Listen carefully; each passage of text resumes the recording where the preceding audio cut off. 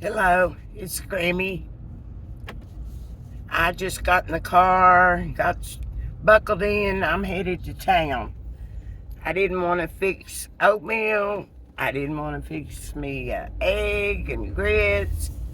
So I decided I'm just going to run to town and get me a egg biscuit at McDonald's. So that's what I'm doing. Taking a short little trip into town to get me some breakfast. Looks like it's going to be another beautiful sunny day today.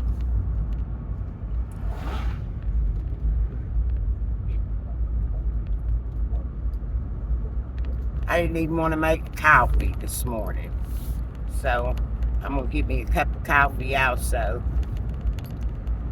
I went to the casino a few nights ago, talked to another floor manager, and he told me, talked to him about making videos of my slot play. And he told me that he was like low on the totem pole and that I really needed to speak to the general manager. And because the rule was that they didn't allow people to video. Well, in my way of thinking,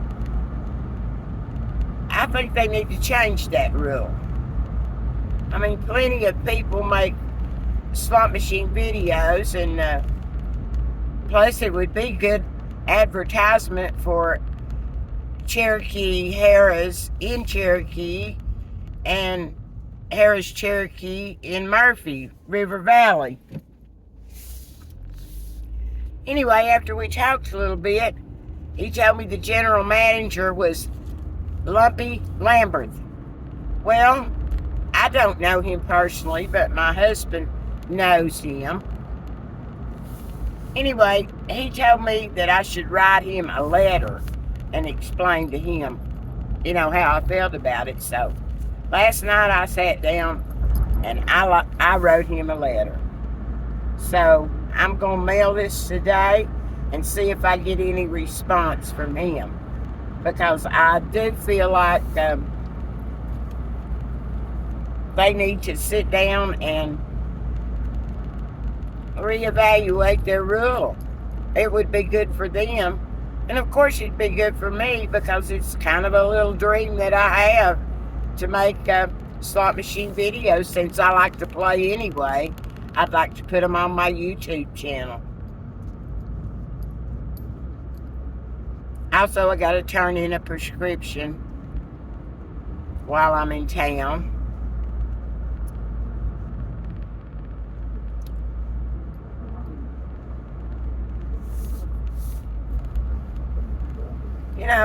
It's summertime, and it sure does help me to be able to get out when the weather's nice and sun's out. So different than the wintertime. The wintertime is really rough on me. But I sure would like to do some things this summer.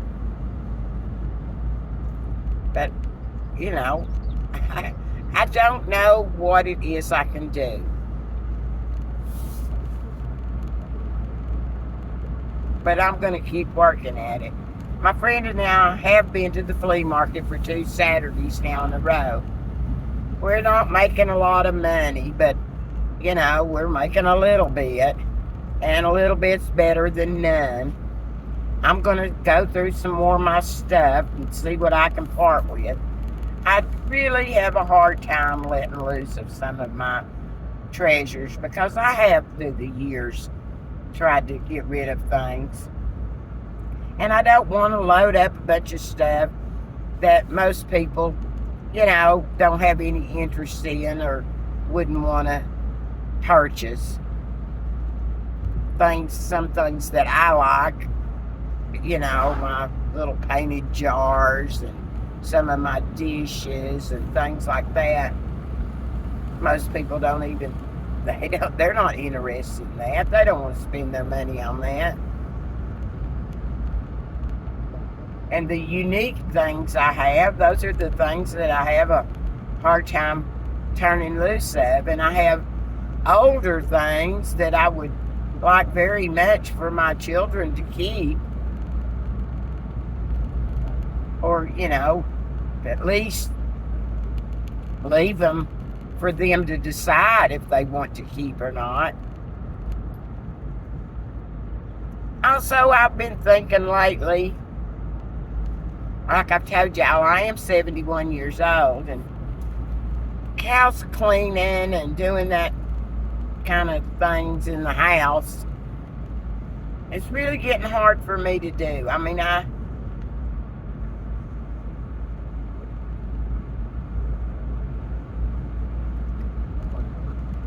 think maybe I've got to think about it a little bit.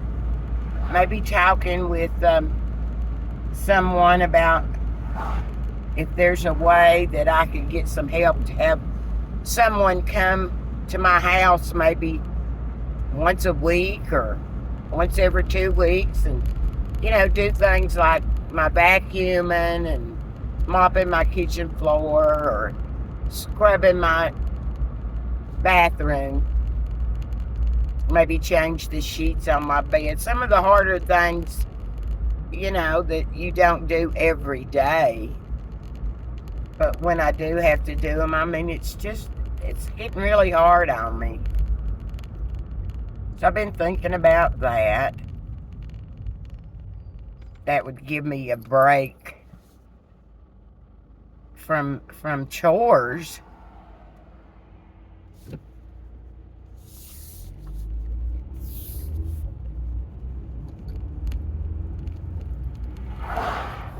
I have one close friend, and she's going through things in her life right now where she's not able to get out a lot to do different things. And then there's my husband, which I've talked to you about before. He could get out more, but he just really doesn't want to. So it's kind of left up to me to figure out what I can do this summer.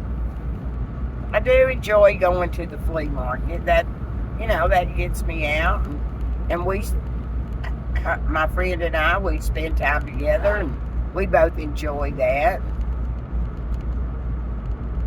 But it is work. We have to load all our stuff in her vehicle. We have to set up tables. We have to load everything out and display it, and then after 3-4 hours we have to break it all down. Three tables actually. One's a small one and 2 larger tables, and then pack everything up and put it back in her vehicle.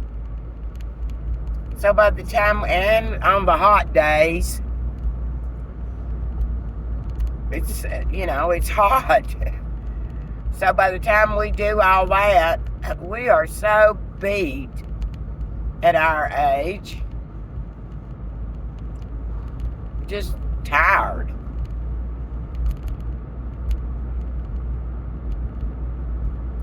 I used to do a lot of flea market and yard selling, I don't know, 10, 15 years ago. And I enjoyed it. It was hard then, but I was younger. And it's really hard now. Well, I'm in town now. I think I'll go by the pharmacy first and turn in my prescription. And then go by the post office and mail this letter. Everybody say a little prayer for me, because I think that would be a fun thing to do.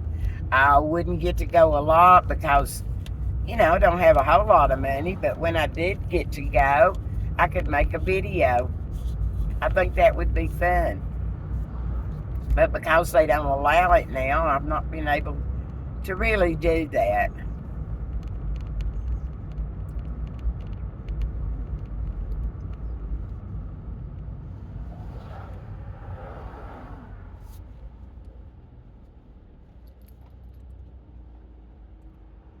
I've cut on my hair some, and the front looks decent. And my friend has offered to cut the back some because I couldn't get it as good, and it's longer, too much longer than I want it to be. So she said, oh yeah, she could cut it. She cuts her hair and her husband's hair sometime, and so I'm gonna let her cut off about an inch or so in the back and see if that'll help some.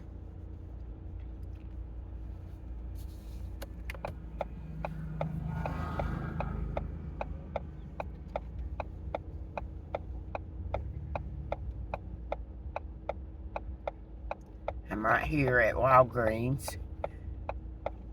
When the traffic moves up a little bit, I'll be able to turn here to the right and drop off my prescription.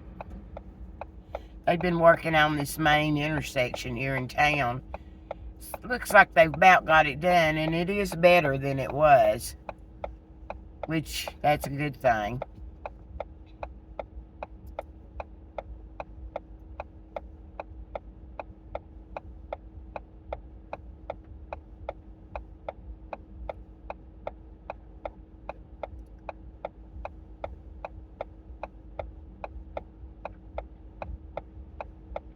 Oh, let me tell you about this woman that I talked to at the flea market this past Saturday. Bless her heart. She was in her early 80s, I think, or late 70s. And anyway, I'm right here at the window, so I'll pause it just a minute. Okay, that's dropped out. Onward to the post office. And I'll drop that letter in the box.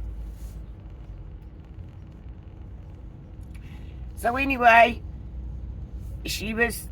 asked her how she was, that lady, and she said she was doing okay. She was walking around with a cane. But she said her son had brought her down there to the flea market because he told her that she needed to get out and move around and be around other people because she hadn't hardly been anywhere since COVID. And her husband had died just within the last year. And I told her, I said, well, that's good. You should listen to your son. You do need to get out and be around other people and move about. That always helps. And she said, yes, she realized that. Then she started telling me about her husband. And he must have been a real scoundrel. She said that he had led a double life all the years they were married. And they were married like 60-some years, she said. And she had hid it from her children. Of course, they're grown now. But she was beginning to realize that probably wasn't the best thing to do, to hide just how bad her husband was to her. And she said right before he died, a couple of months before he died, he told her that he never did even want to marry her, and that he didn't even want to have children, and just how disappointed he was in his life with her. And you could tell the woman was just like devastated at all the years she had put in with this man. So we talked a pretty good while, and she thanked me for talking with her and all that. Of course, I told her that I enjoyed talking with her, and that she, again, I talked to her about getting out and being around other people and how important that is. And she seemed to realize that now, that she should do that with what time she has left. And then she went on her way, and I've been thinking about her off and on since Saturday, and hoping that she does do that And maybe her son, the one that brought her to the flea market, maybe he'll help her. Okay, I've mailed my letter now, and I'm headed to McDonald's to get that egg biscuit, so then I can take the rest of my medication. So some of it I can't take until I get some food in my stomach.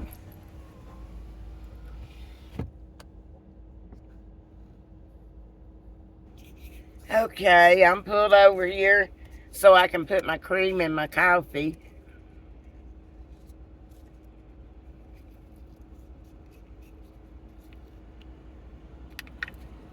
Sure does smell good. I'll eat my biscuit when I get to the house. I didn't get my husband anything because it's almost 10 o'clock and he won't get up till around noon. So by the time he got up, the biscuit would be cold and I would know if he really would want one or not. So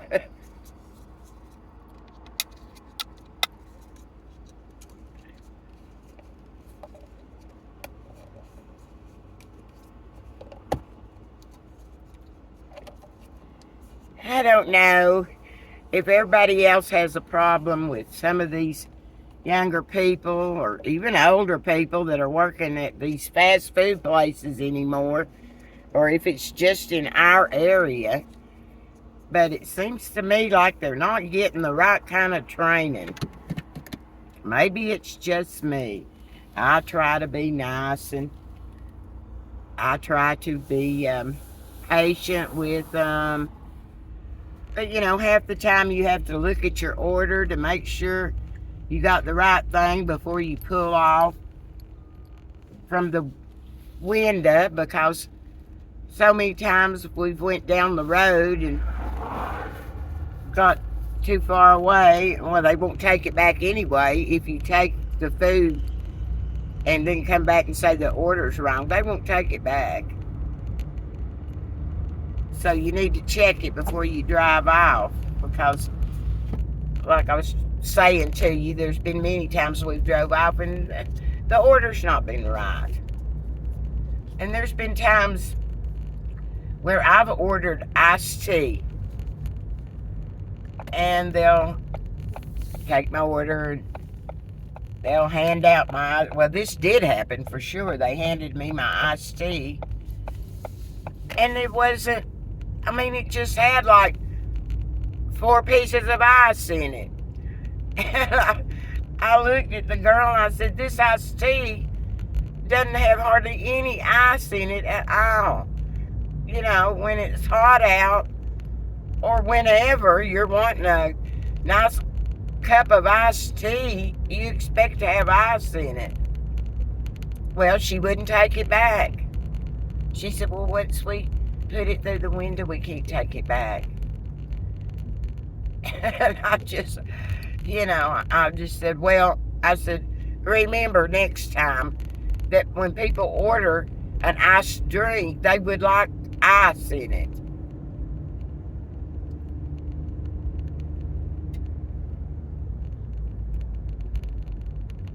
And then this rounding it up. Do you want to round it up?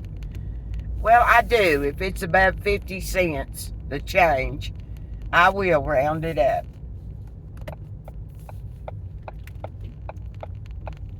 I think it goes to the Ronald McDonald House, I believe. And I remember when my husband's sister had to have some surgeries in Chapel Hill, North Carolina, and we went down there and we stayed, my husband and I stayed like in a family house for the week. You know, that some organization, I can't remember who, provided for people who had loved ones that were having surgery there at Chapel Hill. And then right next door to the place I was the Ronald McDonald House. And that's for people who have children that are having surgery, so that the families can stay there if, with their other children or whatever. Here I have made a circle through Robbinsville, and they're paving here at this second red light. So I'm waiting. The roller is rolling down the pavement.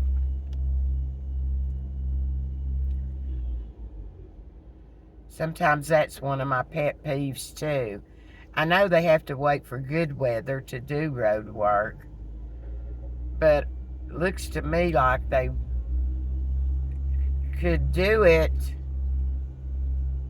in the early spring or fall instead of right in the middle of summertime, because you have tourists coming through this area.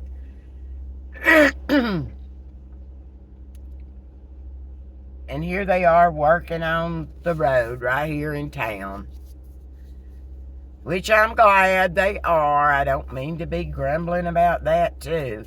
It just, at times you think there's got to be a better time than right in the middle of the hot summer months. But I don't know how they figure that out. And I know we have had a lot of rain, so maybe they wanted to do it earlier and wasn't able to because of the rain. And like I say, I try to be patient about things, but with everything that's went on in our country lately, some of these simple things even become frustrations. And don't we hate it? We don't want it to be that way. We don't want to be aggravated and frustrated at everything that's happening. Okay, now he's let me go on across and through. I'm almost afraid to take a sip of this coffee because it's burning my hand even. It's so hot.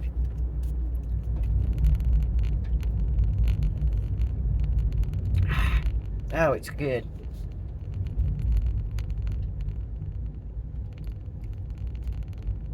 I'm still trying to think of funny stories I could tell y'all. One that comes to mind right now, don't ask me why, but it's what comes to mind, is when my sister and her husband, when he was in the military, and they lived out in California, and I went out there to stay with them when I was young, before I was married and had any children. And my sister's husband used to have, I'm trying to think of the name of it, I can't think of it right now, where they have overnight duty on the base. Anyway, when he would have overnight duty on the base, my sister and I like to go to the all-night drive-in theaters. There's not any of those around anymore that I know of. There used to be one here about 30 minutes from Robbinsville over in Andrews, North Carolina. Where you take the little speakers and hook them on your window and you watch, a movie. Well, in California at that time, in the 70s, they had all-nighters, like I don't know, maybe 3-4 movies, and they would be themed, like one night it would be horror movies, another night it would be romantic movies or action movies, So anyway, we'd go to the all-night drive-in theater to watch movies. And my sister would fry up a bunch of chicken gizzards because we both loved fried chicken gizzards. So I'd help her. We'd fry up chicken gizzards and put them in a brown paper bag, and we'd eat chicken gizzards like popcorn. Of course, we'd take us a big drink so we wouldn't have to go, if the concession stand was open. I can't remember. so we wouldn't have to spend money and go to the concession stand to get a drink. We'd take our sodas with us and have fried chicken gizzards, and we'd make popcorn. And we'd spend the whole night at the drive-in theater watching movies. It was so much fun.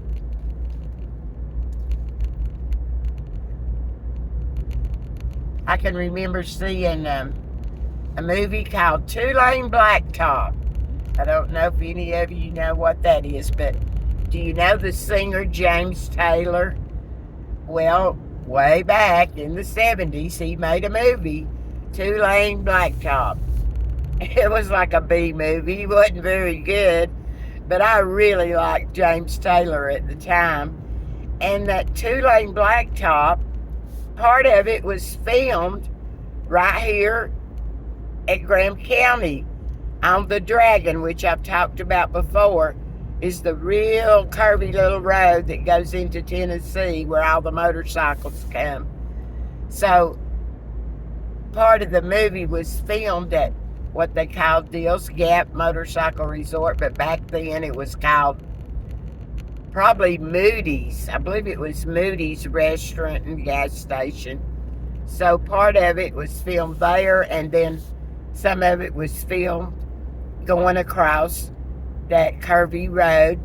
And he had some little old beat up car. I can't even remember the story plot, but the only reason I wanted to see it, and my sister too, one is because I really like James Taylor, and second was because it was filmed right here, back here. We were in California, but it was filmed where we were from. I remember watching that. That was fun.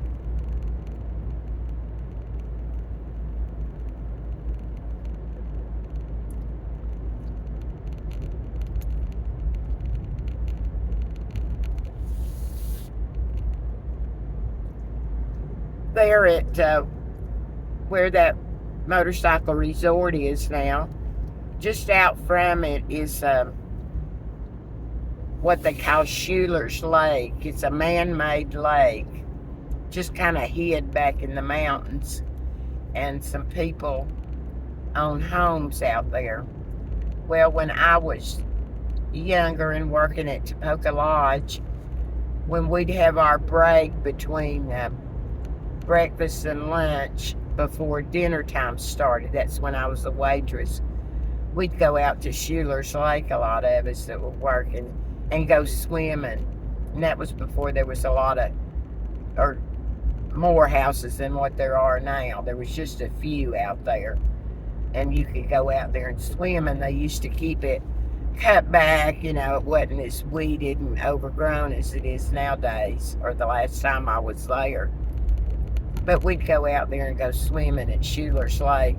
It was just a small lake, and we could actually get on floats or whatever and go from one end of the lake to the other. And we had a rope on the far side of the lake tied to a tree that we could swing on and swing out over the lake and let go. You talk about fun. That was so much fun to go to Schuler's Lake.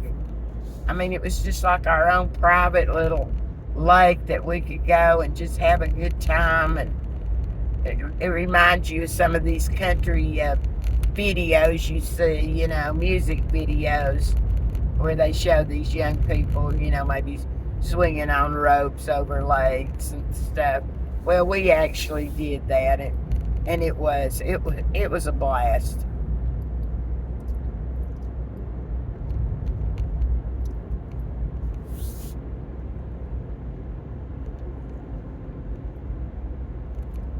Also, when I was young, around Halloween time, once in a while, I can remember at least two or three times, that somebody would have a big truck or a trailer that they could pull with their truck, and they would load it up with hay, and we would have hay rides for the older kids.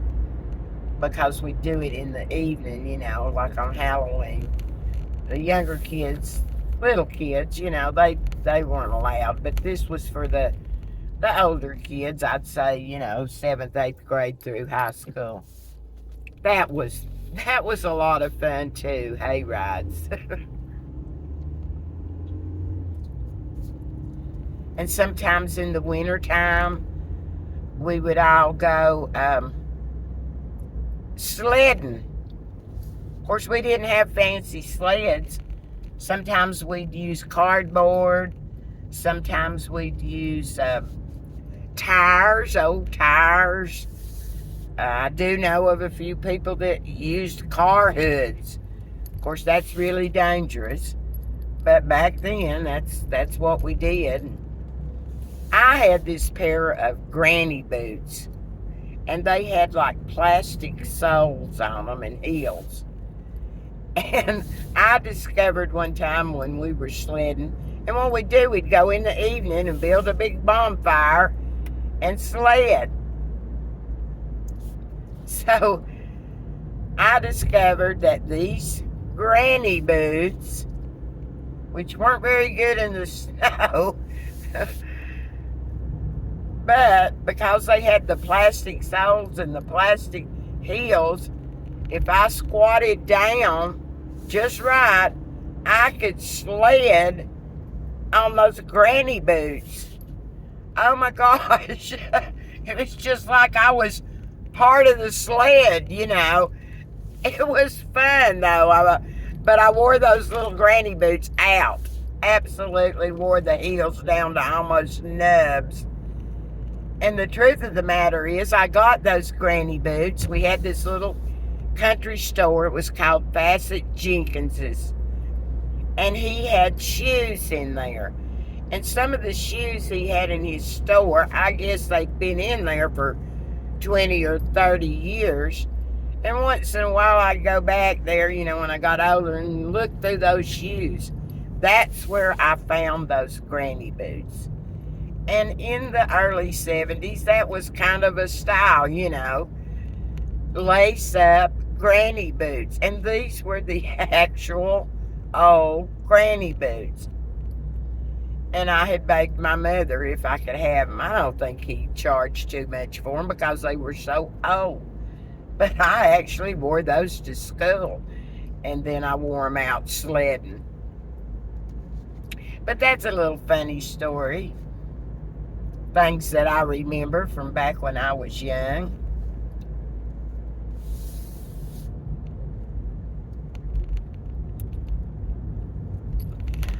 And we used to play hide and seek in cars, teenagers. We'd divide up, I don't know, 4 people to a car or something. And there at Topeka Lodge, we'd all gather. And then there'd be maybe 8 to 10 cars. And we'd set a perimeter as far as you could go. And one person would be left to come and try to find the other people. And it was hide and seek in cars. Because in the mountains, what were we going to do? We had to make up things to do. So, there was lots of little side roads and hollers and stuff that you could go up and park your car and try to hide, So we'd do that.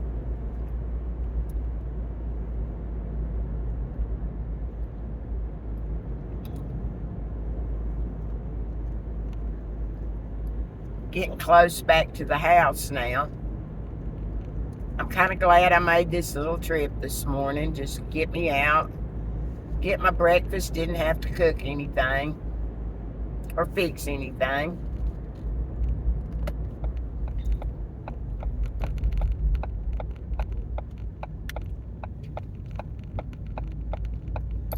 I'd like to, like I say, try to find some more stuff to take to the flea market, maybe. I'd really like to get in my husband's bedroom and do some cleaning. He doesn't like that, but it sure needs it. maybe I'll mention it, maybe I won't. I don't want to disturb him. But I sure would like to get in there and vacuum and dust and clean it up because it's pretty bad.